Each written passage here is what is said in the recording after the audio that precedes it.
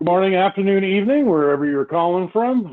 We'll just let people, got a lot of people rolling in here. So as usual, we will, get some polls running. And if you want to drop where you're calling from in chat just to say hi, that'll be great. But we'll get some polls starting right now. So let's go. Here we go. Nice and easy. Did you attend last week's workshop on IQ water valves? Look at that. It's about a 50-50 as usual. You guys need to attend more often. 50, 56.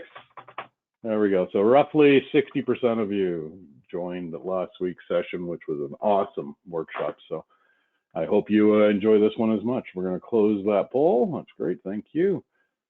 And we'll launch our next one. If I actually hit the button. There we go. What percent of homes or installs you currently installed doorbells on? All right. 60, 50, 50% or less than 25%? Shocking number, 12%, never. That's a surprise. So only roughly 15% or above 20% of you are above 50% of the time you're installing a doorbell. Interesting. All right, well, maybe we can change that. So let's close that poll. And now we'll launch the next one. Of all your service calls or truck rolls, what percent are due to doorbell cameras?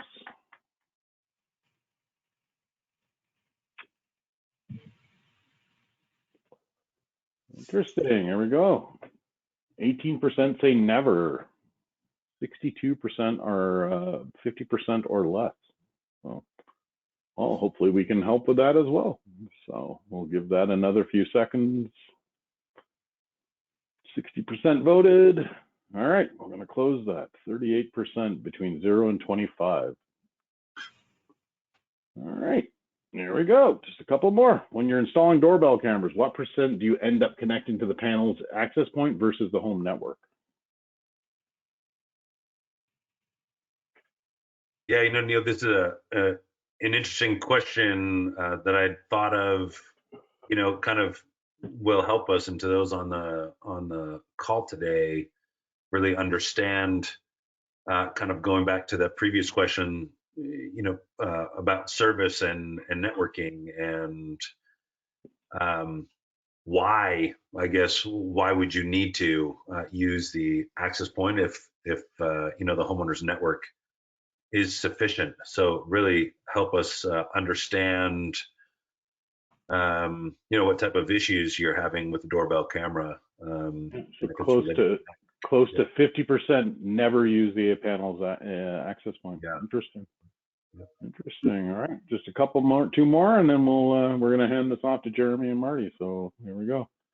When you're selling doorbell cameras, what percent of customers like the live answer feature?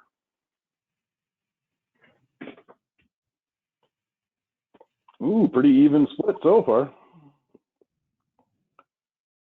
Just about 40% are saying, between 75 and 100% of their customers like live answer. 21% for 0 to 25%. That's a surprising number.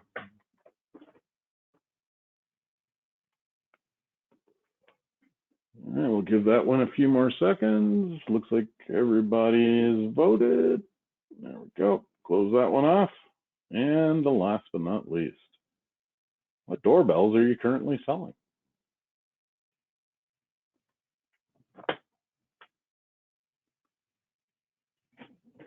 Well, the 770 took off to a quick lead.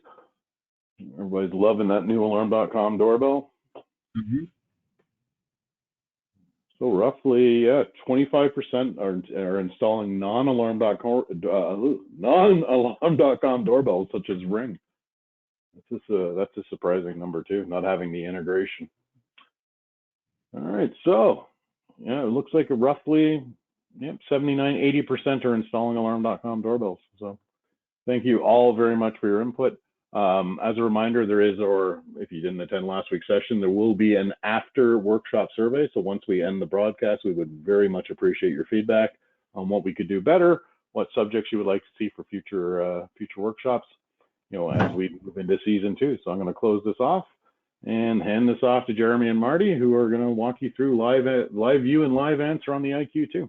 Thanks. Yeah, cool. Thanks, Neil. Appreciate it. And thanks everyone today for hopping on. Hopefully you've been able to join these workshops we've had every few weeks, regarding, of course, different topics that we find hopefully very helpful to your installations, to your teams and company, right? We love being involved and being able to support and help you as much as possible. So today, as Neil said in his written, we're talking live answer, all doorbells. My name is Jeremy Blakeney. I am a director of technical account management international. So typically anything outside of North America for the last year or so. However, prior to that, I've been with the Qualsys group for over 6 years. So I may have met, run into, or trained you or had conversations in the past. And then there's Marty. Marty is with us today as well. Legacy Johnson Controls. His nice DSC shirt. I have a Qualsys hat. Representing our roots.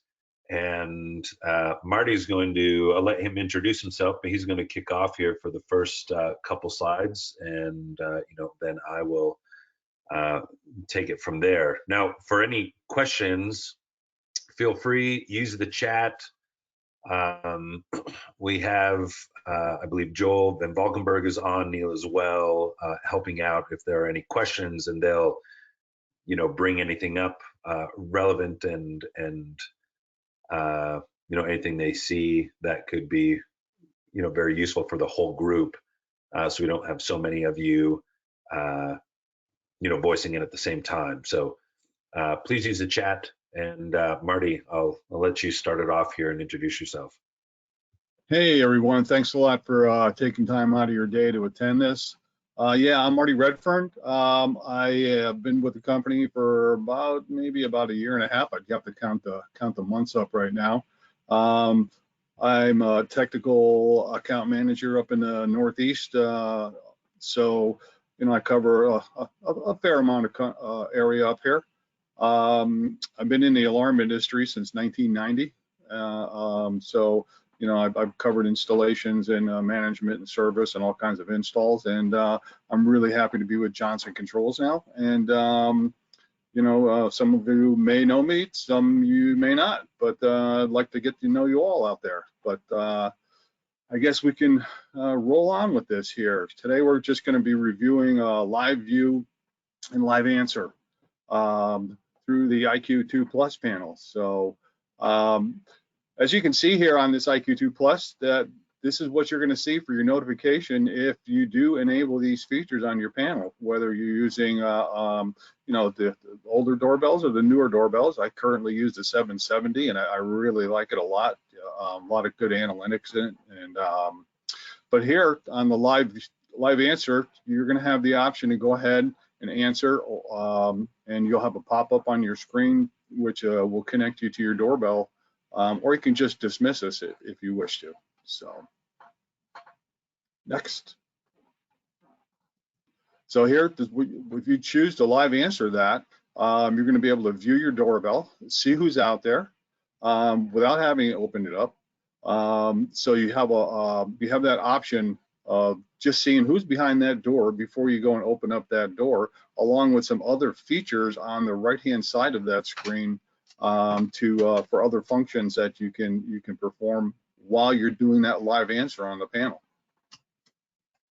Yeah, if I may chime in, Marty, as well. Great feature, of course. I know it's been such a huge demand in the last handful of years to be able to view the doorbell on the screen, and it really does kind of depend where your panel is as well.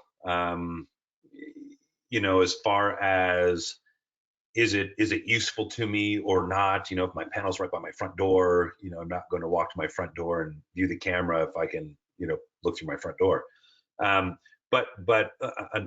Another vertical that has really been taking off in the last year or so that I had been involved in, and where this live answer really shines as well, is in the wellness offering, right? And I won't go into, of course, that's another day, another time, and this is a different topic, but to an elder person, having smart home help with getting around the home, a light flipping on at night when they get up to use the restroom so they don't trip and stumble, and then et cetera, et cetera. But having live view, at their stand in the living room, and they're not very mobile to be able to see who is at the front door. As you can see the options on the screen, being able to unlock the door, talk to that person without putting themselves in a situation, as I mentioned, where they're not super mobile and may trip and fall running to the door, is super helpful. So not only just as a fun convenience feature for the everyday person, but as we grow and expand into different verticals, this becomes so much more, right? We're able to use it for so many more applications, and that being one of them. So if you don't know about wellness, that's something you should definitely look into. Marty, I'll flip your next screen here. So yeah, so you have to keep in mind that there's no live answer on the IQ remote. So it will only populate on the main hub. Okay. So just keep that in mind. So if you have one up in your bedroom or something, as opposed to the main control panel being downstairs, then you're not going to be able to get that push notification for that live view through that remote touchscreen. Okay. So just always keep that in mind. That's just when you're laying that job out. So. Yeah, the remote is connected through the network, right? And I'm sure everyone has used the remote at some point in time and know its limitations as it is with the customer's network and talking through the network to the panel. The panel is the brain that is connected directly to alarm.com. And when a feed or that notification is being requested from the doorbell, it is going through the cloud, right? So sorry. So that is incapable, as Marty mentioned, right? The remote is essentially a slave per se, a mother may I device to the panel, and it is not connected directly to alarm.com. So the functionality that we have, as Marty mentioned, is a view on demand only, right? Mm-hmm. Thank you, Marty. So just real quick, so the functionality, and to make sure that we get this right, there are a few things on the alarm.com side. Again, it is an alarm.com integration.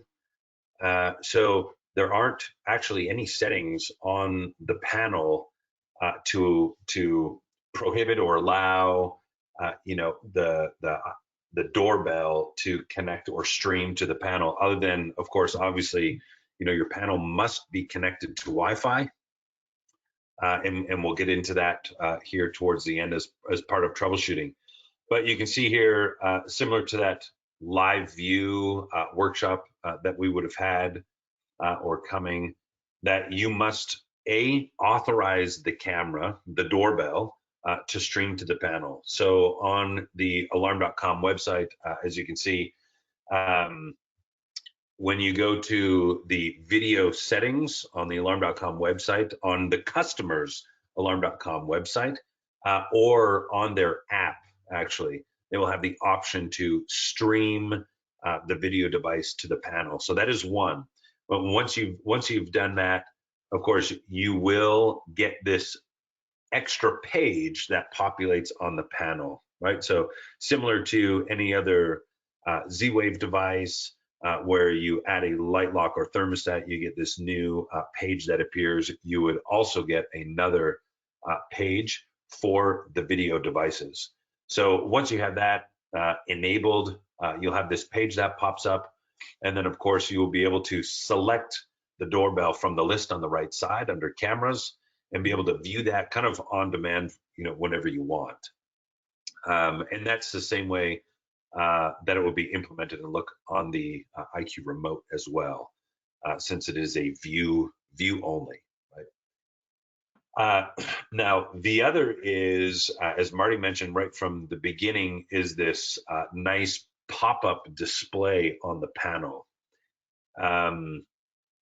That is very specific to get that to display properly on the panel. There is yet another option or another setting on alarm.com that you must enable.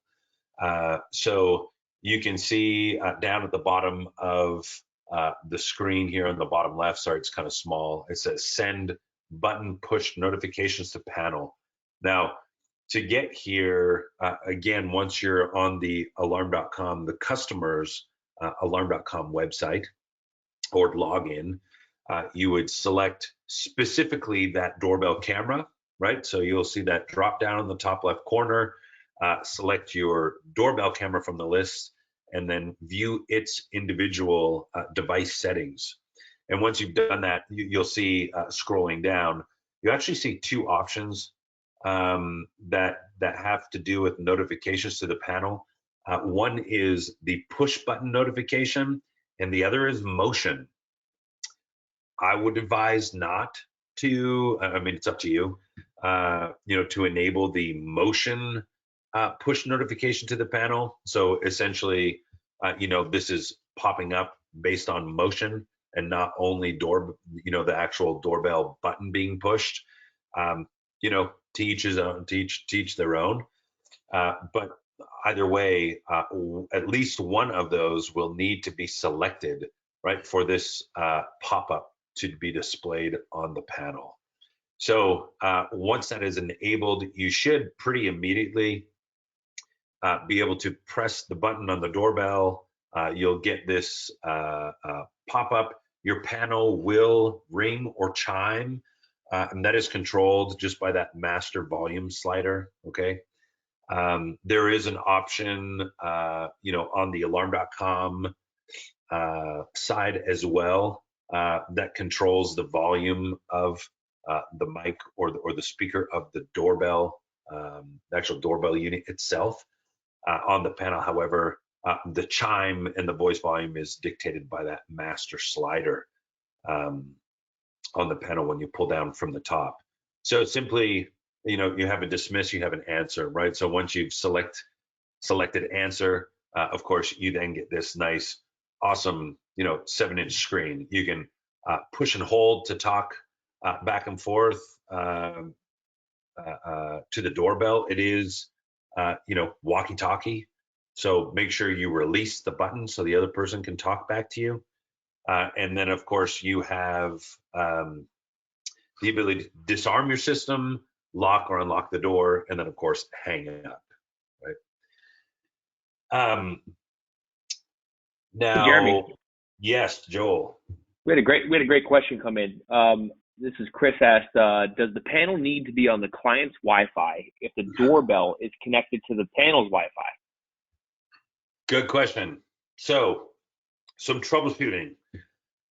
Yes, the panel and the doorbell must be on the same network. Okay, so whether that's on the homeowner's network or if it's connected to the panel access point, and I'm going to talk about the panel access point and when and when not, that is, a good thing to use, of course. But the first is, let's talk about the network. Make sure there are limitations to devices, right, on whether they can connect to a 2.4 or 5 gigahertz network. So make sure you are very aware of that. I know that a lot of networks or routers now have band steering, and they have, the two different bands, 2.4 and 5 gigahertz, residing on a single SSID. Sometimes I would say not very often, but it does come up that sometimes that can pose an issue with, the network is going to steer the panel to the 5 gigahertz band because it supports it, but the doorbell only supports 2.4. And it just, you may not have the best experience. Again, it's not very often, I don't think. But just be aware, if you can split the network, that might be best. Of course, that is up to you and the homeowner. Now, so Jeremy, just one note there with the new 770 doorbell, you can actually lock the doorbell to the 2.4 or the 5. So you do have that ability now on alarm.com to lock it to that band. Awesome. Yeah, that's great. Yep. So yeah, and for those that don't know, right? I mean, the doorbells, or likely should know, the previous doorbells, the quote unquote slim and this round doorbell were a third party manufacturer, right, called Skybell. And so alarm.com has learned a great deal, let them have control over their own manufacturing and destiny, and not have to, as we remember a few years ago when there was major shortage of that doorbell for something like a year. It puts alarm.com and you all in a very hard spot. So they have created their own, of course, which now it looks like most of you are using, and they've learned, right? So that is very cool that you can now lock that device to a specific band based on, the availability in that homeowner's network. The other is, I'll just mention real quick the access point, and the reason why we brought this up in the poll is the access point. I will say, and alarm.com is in line with this, but the access point is more of a get you out of a jam type of troubleshooting function or feature. I wouldn't suggest, every single home right off the bat, you walk in the house and just, it's your standard way of installation to always put it through, the panel's access point. It is a great tool. The homeowner's network is going to be a much better option for the most part. The panel access point is more similar to your phone's hotspot in the way that, you're probably getting 20 feet of range, and there's some throughput throttling, I guess I would say. You're not going to get the same bandwidth coming out the panel, connect to the network as you would just going straight to the homeowner's network. And that can create, of course, kind of not fun experience for that homeowner if they're getting glitchy, video from their doorbell, right, or very delayed responses. So I would say in the event, you've tried everything, you've put it on their homeowner's network, 2 days later, their doorbell just will not stay connected, because there is one thing that you cannot determine in that home, and that is where the ISP provider put the modem or router, where it came in the home. It could be upstairs or downstairs on the other side of the house, and your doorbell is outside a plaster wall with chicken wire and then brick on the outside, and just not getting good service. Now, likely somewhere in between. Sorry, getting a lot of feedback now. Yeah, we're getting some weird feedback. Yeah, so somewhere likely in between your panel is going to be in the middle, right? So in that situation, I mean, if that is not working, you have an angry customer, the access point is a very good tool to diagnose, well, where is my problem? Connected to the access point because of range, the panel is closer. It's also connected to the network. But also, what if you walked in the home and just, it will not, your panel's connected, but your doorbell just will not pop up. It will not view. It will not, just will not work, right? So let's dial down and process of elimination, right? It's not, I've connected to the homeowner's network. It's not working. I can connect it to my panel. Well, is it going to work on my panel or is it not? And if it works through my panel, then I know that, something is up with perhaps, going directly through the network, some router setting. Maybe it doesn't work through my panel access point. So I connect it to the hotspot on my phone, and I've completely, again, eliminated everything from their ecosystem. And then you really have to dial down, right? But it is just a great tool. The last, kind of last tip I'll leave here. I know, these workshops are meant to be short and sweet and hopefully powerful. And I think we probably have a few questions, but this is a generic screenshot on the right side of just a random, I think, Cisco router. So don't take this as the Bible, or that every router is going to look like this in their settings. But one very common issue that we see or that we receive in technical support is I can see my camera on the live view page, but I cannot get the push notification for the life of me to pop up on the screen. And of course, as I mentioned before, go on to alarm.com, make sure that the push notification on the device settings is enabled, whether it be motion or the button, make sure it is enabled so you can get that to the panel. If it still is not showing up on the panel, then the next step is to look at their router settings. Unfortunately, I apologize, but this is the only what you'll have to do. You'll have to get in. It's not difficult, as you can see. Get into the security and their firewall settings and look for the multicast option. Okay. Now, some ISP providers, whether it be AT&T, Verizon, or Telus, or Bell, or Shaw, or Rogers, or whoever you're working with, if they have supplied, the ISP provider, they've supplied their modem router combo, they may or may not give you access. They have all the control, right? So they may have completely removed it. Maybe it's there in the background, but they don't let you toggle it on or off, or you might have to make a phone call. But anyhow, go into the homeowner's network, find the firewall settings, and look for the multicast option. That has to be enabled. If that is not enabled, or you log in and say, multicast filter or whatever it's called, it's disabled, or it's filtering, that is likely why. So that is a hard requirement from alarm.com for that to pass through and to populate on the panel the way that it does. So you do need multicast.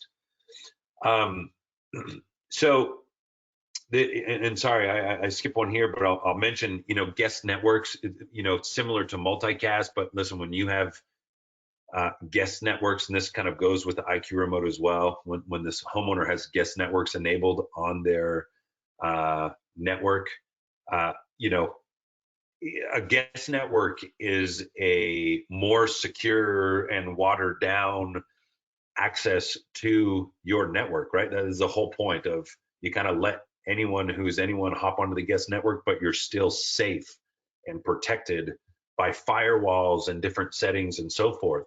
So do not connect panel and doorbells or expect that it will work while connecting to a guest network. I will say expect, maybe sometimes it does, but for the most part, I would say it will not, due to that one single checkbox, create a guest network. It's doing a lot more than just creating a guest network, right? it's adding extra filters and firewall and security settings, because essentially you're letting guests and anyone, connect to your network. So, anyways, that's kind of it for today. Very, very quick, as our workshops are, around 30 minutes or so. Marty, I'm not sure if you have any last words of wisdom, or Joel, if you have anything coming up in the questions that wants to be addressed. We can take a minute or so.